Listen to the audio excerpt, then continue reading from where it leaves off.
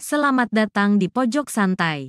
Sebelum Anda mendengarkan audiobook ini, kami menginformasikan bahwa channel ini adalah review audio dari buku yang ada di Indonesia. Untuk membaca keseluruhan buku ini, kami menyarankan membeli buku aslinya di toko buku kesayangan Anda, baik offline maupun online. Keberadaan channel ini dimaksudkan untuk membantu Anda mendapatkan pengetahuan dari buku-buku kesayangan Anda. Jangan lupa untuk subscribe, like, dan komen. Selamat datang di Pojok Santai, channel khusus yang membahas komik dan novel dengan cara asik. Kekejaman Raja Rencong dari utara membuat 4 tokoh sakti Pulau Andalas berkumpul. Siapa saja mereka? Yuk langsung saja disimak video berikut ini.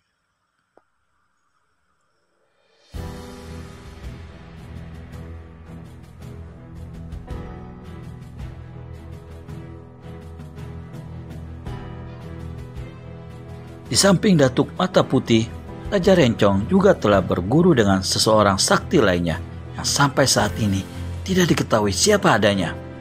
Seberang Lor mengangguk-anggukkan kepalanya. Dia memandang berkeliling lalu berkata, "Nyatalah manusia itu tinggi kesaktiannya, di samping sakti juga berhati luar biasa jahatnya. Namun aku yakin, berempat kita pasti dapat menyingkirkannya dari bumi Tuhan ini." "Bukan aku mematahkan semangat kalian," berkata Panglima Sampono. "Bukan pula hendak merendahkan ketinggian ilmu silat dan tenaga dalam saudara-saudara bertiga. Kemudian, bukan pula hendak berpangku tangan. Namun sekalipun kita berempat belum tentu dapat dengan mudah menghadapi Raja Rencong dari utara. Ketinggian ilmunya suka dijajaki. Yang paling berbahaya ialah senjatanya, sebilah rencong emas dan ilmu pukulan yang bernama ilmu pukulan kuku api." Semua orang berdiam diri beberapa lamanya. "Lalu, apa daya kita?" bertanya Datuk Nansa Batang. Memang di antara mereka, Panglima Sampono paling dihormati. Karena ilmunya yang tinggi dan pangkat yang pernah dijabatnya. Ketiga orang itu mengharapkan jawaban sang Panglima. Untuk menghadapi Raja Rencong, tak bisa tidak harus mempergunakan akal. Menurut pengetahuanku, Raja Rencong dari utara mempunyai seorang anak perempuan yang sudah gadis remaja. Gadis ini sedang mengelana seorang diri. Meski dia mendapat pelajaran ilmu silat dan ilmu kesaktian langsung dari Raja Rencong, tapi ilmunya belum berapa tinggi. Kita cari gadis itu dan menawanya hidup-hidup. Lalu kirimkan seorang utusan atau surat pada Raja Rencong dan suruh dia menyerah. Sementara itu, kita berusaha pula menemui beberapa orang tokoh silat lainnya untuk menambah kekuatan.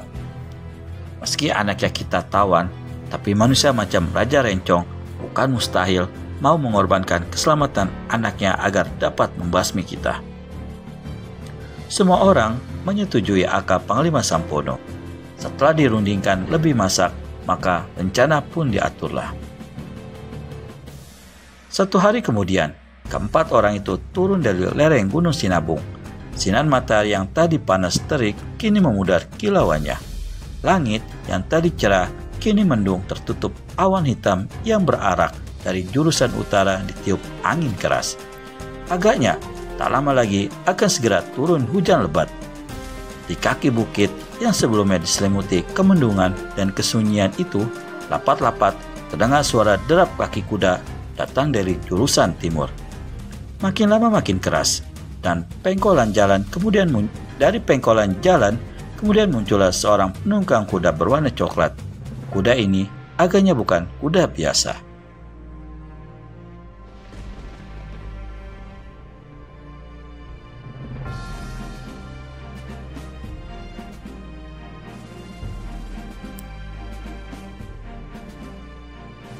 Di samping tubuhnya yang besar tinggi, larinya pun laksana anak panah lepas dari busurnya.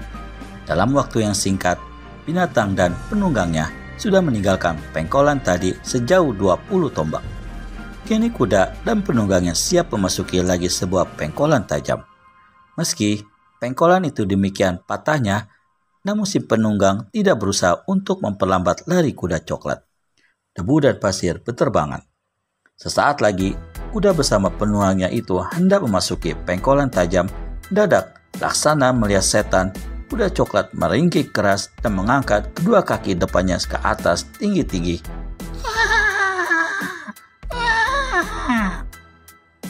Sepasang kakinya yang sebelah belakang kaku tak bisa bergerak. Laksana dua buah patok yang ditancapkan ke dalam tanah.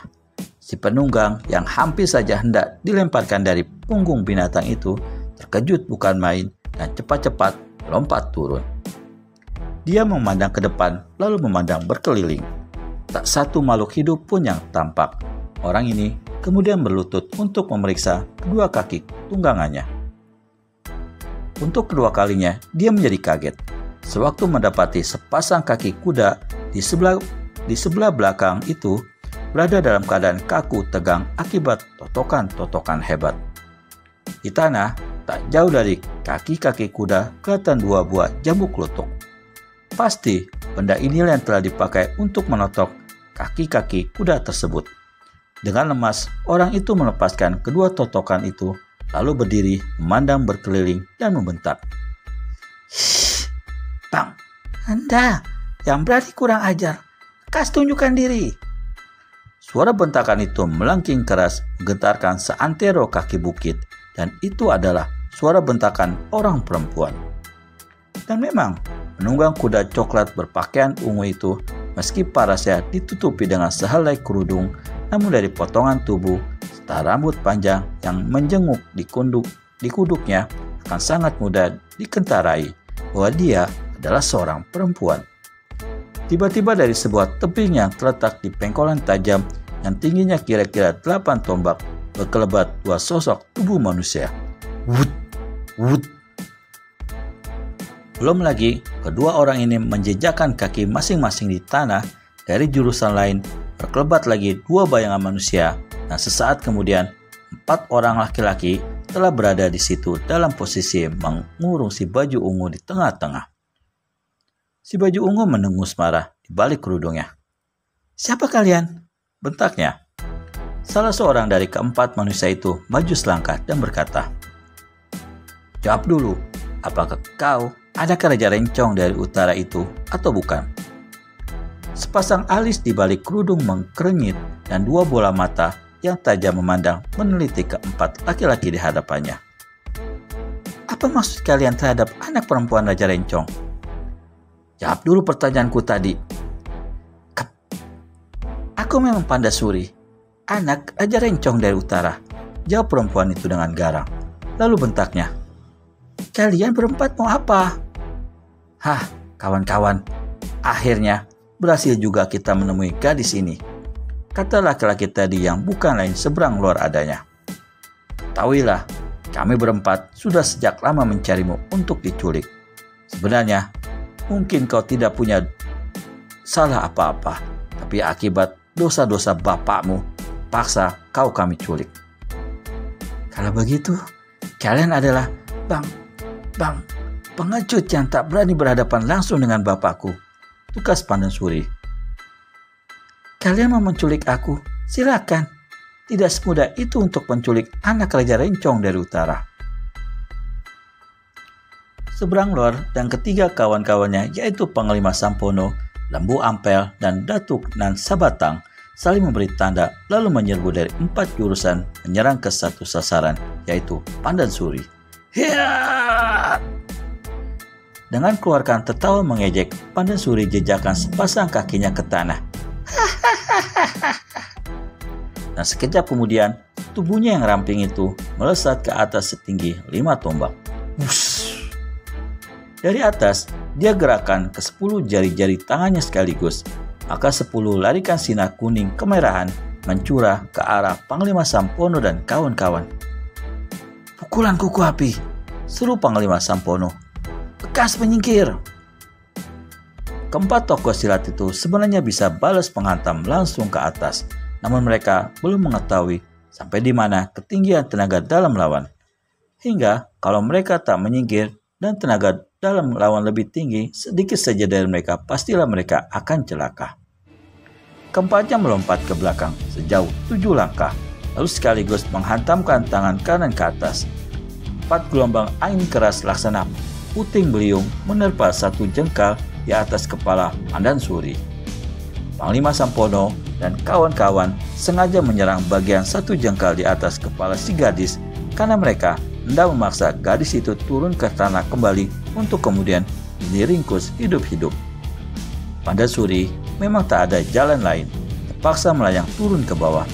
Tapi dia tidak bodoh dan sudah maklum maksud keempat lawannya. Maka begitu melayang turun, untuk kedua kalinya, dia menebar pukulan kuku api yang dahsyat itu ke arah keempat lawannya. Kalau tadi, Panglima Sampono melompat ke belakang untuk menghindari pukulan maut yang membuat tanah berlubang besar dan hangus itu, maka kini keempatnya melompat ke muka dan serentak dengan itu, masing-masing mereka lalu melompat ke atas. Datuk Nasa Batang serta Seberang Lor melancarkan 2 buah totokan, sedang Panglima Sampono dan Lembu Ampel ulurkan sepasang tangan mereka untuk meringkus Pandansuri hidup-hidup. Berhasilkah 4 sosok tersebut menculik Pandansuri? Temukan jawabannya di video selanjutnya hanya di channel Pojok Santai. Segera subscribe dan tekan tombol lonceng untuk mendapat notifikasi video terbaru dari kami. Terima kasih dan sampai bertemu kembali.